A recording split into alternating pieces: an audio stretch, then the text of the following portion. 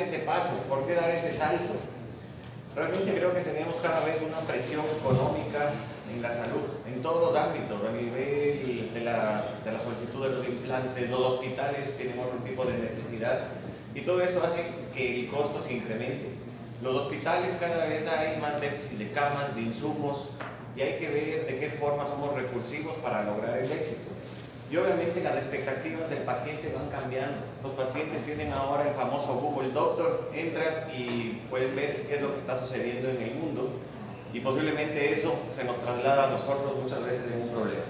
Entonces la idea es que si todos estos conceptos los ponemos en una sola bolsa, vamos a ver que todo se debate en el tiempo de hospitalización de estos pacientes. ¿Qué es lo que ha pasado en el mundo y sobre todo en los Estados Unidos? Si ustedes ven, hace 25 años, el periodo de hospitalización era largo. Y si vemos al 2010, en 18 años disminuyó casi a la mitad. Y esto sigue bajando y bajando. Y lo mismo sucede con la rodilla. La evolución, y aquí está Rafa, no me va a dejar mentir, en el 74, cuando tal vez el Rafa nació, en la clínica Mayo tenían una estadía más o menos de 21 días, todo eso con plazos articulares. Luego en el 90, tanto en los Estados Unidos como en UK, bajaron de 8 a 12 días. Y si vemos en el 2017, el 80%, en el curso EFORT, el 80% de ciertas instituciones tienen hospitalización menos de 48 horas. Eso quiere decir que algo está pasando, ¿no? Por algo se está cambiando. Y se ha visto que los resultados de los que quedaron hospitalizados muchos días versus los que están con corta duración de hospitalización, los resultados de las complicaciones son similares. Entonces no hay motivo para tener miedo al cambio. ¿Pero por qué? ¿Por qué sucedió esto? Y esto le debemos gracias al doctor Keller, que es un doctor anestesiólogo danés, que él habló del concepto de fast track. El fast track divide en ciertos puntos, pero la idea es que el paciente tiene que tener una rehabilitación rápida. En cuanto a esa rehabilitación rápida, la mortalidad va a bajar, la función del paciente va a ser mejor, la satisfacción del paciente va mejor y obviamente hay una reducción importante de los costos. Si vemos que en los últimos 30 años hay grandes cambios desde los pacientes hospitalizados a la ambulatoria, y generalmente son en cirugías de cirugía general, la colelar, la pendilar, la neuralgia. Todas estas eran cirugías de una semana de hospitalización y ahora son ambulatorias. ¿Por qué no hablar ahora de que las prótesis también podemos realizarlas? Yo creo que de aquí la gran mayoría, un ligamento cruzado, un manguito rotador y ciertas cosas de columna son ambulatorias. ¿Por qué no dar el paso a la artroplastia? Realmente el criterio de por qué hospitalizar, vamos a ir al otro lado, es básicamente porque si ustedes hablan con muchos cirujanos van a decir, no, esa es mi escuela, a mí me enseñaron así, ese es el protocolo de este hospital. Creo que esos paradigmas, ese tipo de pensamiento debemos cambiar. Realmente el miedo de los cirujanos es que el miedo de que tengamos una disfunción orgánica temprana, aquella paciente de 60 años que le da una crisis hipertensiva, si tiene un buen control previo, posiblemente evitamos. Complicaciones postoperatorias de esta cirugía. Estamos demostrando que la hospitalización o el tiempo de hospitalización no tiene ninguna relación con las complicaciones. Y obviamente nos tocaría trabajar en los factores organizacionales de cada institución. Las instituciones muchas veces dicen, no, aquí se maneja así, los 3-4 días, y obviamente les conviene por el lado económico, pero eso podríamos cambiar. ¿Realmente por qué cambiar? Porque tenemos que romper esa barrera psicológica. Creo que tenemos que cambiar la forma de pensar. Existe evidencia significativa realmente de que la cirugía de corta duración tiene mucho más beneficios. Y vuelvo y repito, el protocolo estándar que muchas veces estamos acostumbrados tiene la misma o hay veces mejor evidencia que el protocolo de Fast Track, tiene mejor evidencia que el estándar. Pero hay que tomar consideraciones si queremos dar ese paso. ¿Y cuáles son estas? Realmente, ¿cuán fácil va a ser disminuir el tiempo en nuestro hospital? Veamos cómo son las condiciones en nuestro hospital. ¿Cuán preparados estamos a nivel del centro de cirugía ambulatoria o los centros privados de cirugía ambulatoria ahora? Tener ciertas claves o puntos muy importantes en el desarrollo del programa perioperatorio, el famoso PATRI, y saber cómo escoger al paciente. Entonces, dentro de los elementos claves, tenemos que tener un entrenamiento del personal perioperatorio. Es decir, tenemos que trabajar en un grupo multidisciplinario que desde la enfermera que le recibe en el hospital hasta la que le va a ir a ver en la casa, todos hablemos el mismo idioma, el anestesiólogo, los cirujanos y el médico de medicina perioperatoria. Muchas veces nosotros estamos acostumbrados de que vamos a un hospital, nos toca el anestesiólogo que está de llamada. El equipo de cirugía es la que estaba ahí también de llamada, pero le da lo mismo hacer intestino, corazón que una prótesis. Eso debemos cambiar.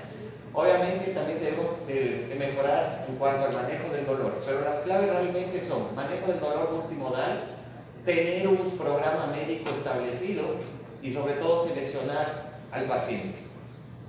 La selección del paciente, desde que llega al consultorio sabemos cuál es el paciente que posiblemente va a querer estar dentro de este programa. Son esos pacientes motivados, son los pacientes que han leído y ya vienen con una serie de cuestiones establecidas que usted debe solventar.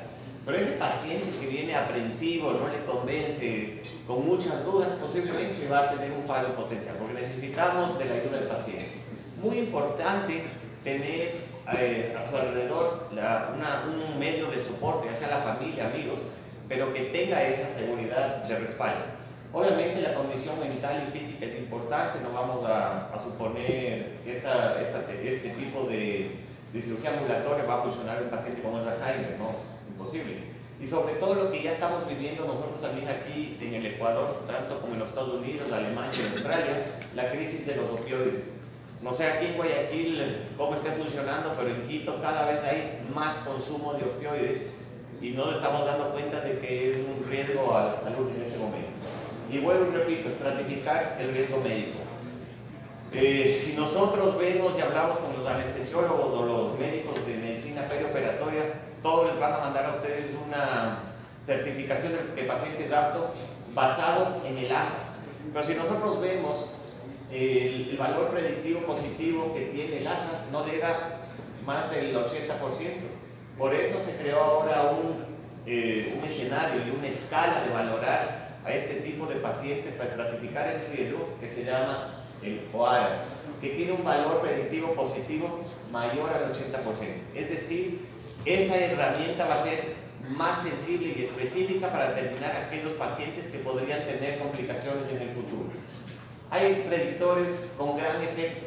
Lo que está en amarillo son posiblemente contraindicaciones relativas y las que están en rojo contraindicaciones absolutas. No creo que sea una muy buena idea realizar reemplazos bilaterales.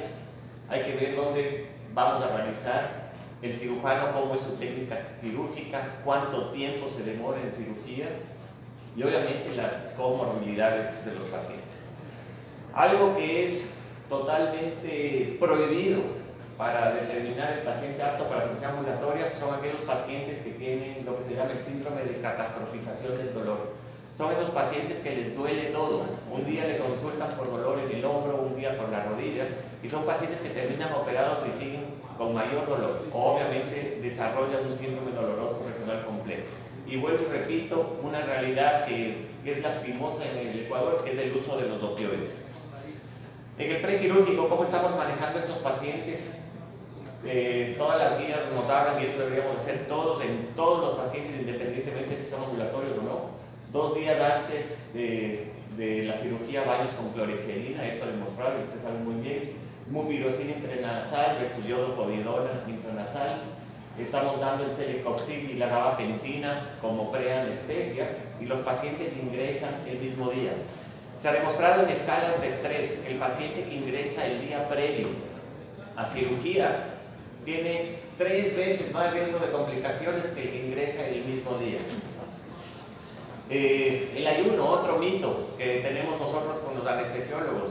Muchas veces no nos dan salas si el paciente no tiene entre 8 y 10 horas de ayuno. Ahora se ha demostrado, y no ahora, sino desde hace 20 años, que el paciente puede tener un ayuno de 2 horas previo a la cirugía de líquidos claros, por ejemplo. Y eso también ha demostrado que el paciente se va a comportar mucho mejor en el postoperatorio. Durante la cirugía hemos cambiado, y obviamente en consenso con los anestesiólogos, Generalmente manejamos el mismo equipo, siempre del mismo anestesiólogo, el mismo grupo de salas de cirugía, la misma instrumentadora, porque así hablamos del mismo idioma. Hemos cambiado a lo que se llama la técnica OFA, que es la técnica sin opioides. Estamos utilizando una rajilla de corta duración con lidocaína, sulfato de magnesio y vitamina C. Sulfato de magnesio como un ayudante del dolor y vitamina C para disminuir el estrés oxidativo. Se mantienen los pacientes con lidocaína y desmedetomidina, que es un hipnotizante. Usamos ácido tranexámico en inducción, siempre con compresión neumática en la otra extremidad, y la profilaxis antibiótica que todos conocemos. En el quirúrgico, realmente lo que también ha cambiado en este criterio del manejo del dolor multimodal es el famoso LIA, que muchos le conocemos como el cóctel de Ranawat, que eso está popularizado en el promedio.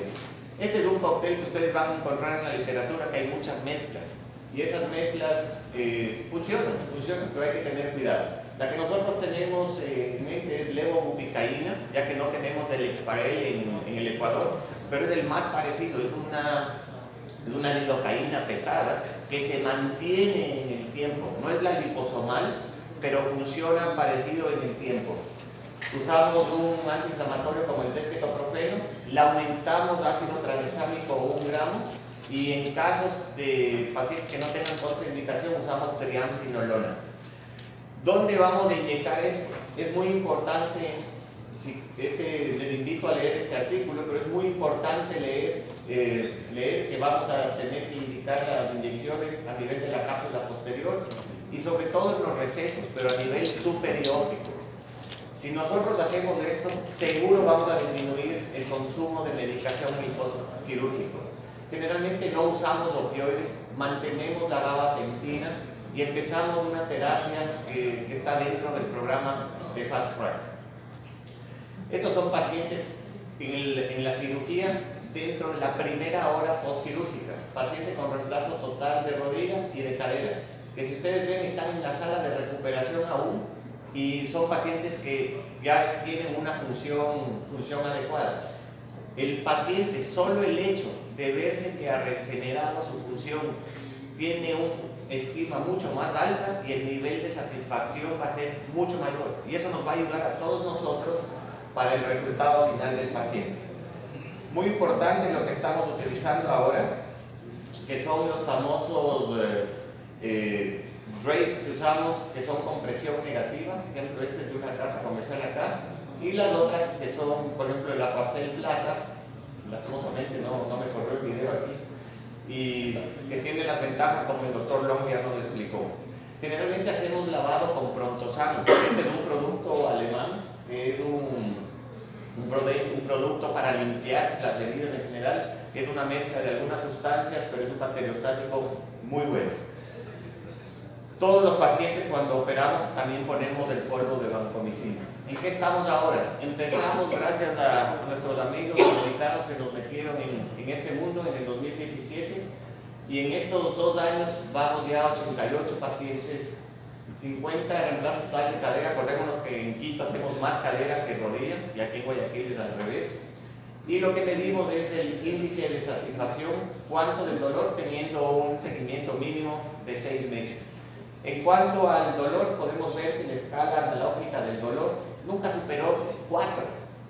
Si esto le comparamos a una técnica convencional, muchas veces el dolor sí llegan a 10, pero es una curva que hasta los 7 días hemos disminuido el 50% frente a una técnica convencional. En cuanto al nivel de satisfacción, se preguntó y se hizo una escala con los pacientes si estaba muy satisfecho, moderadamente o nada satisfecho.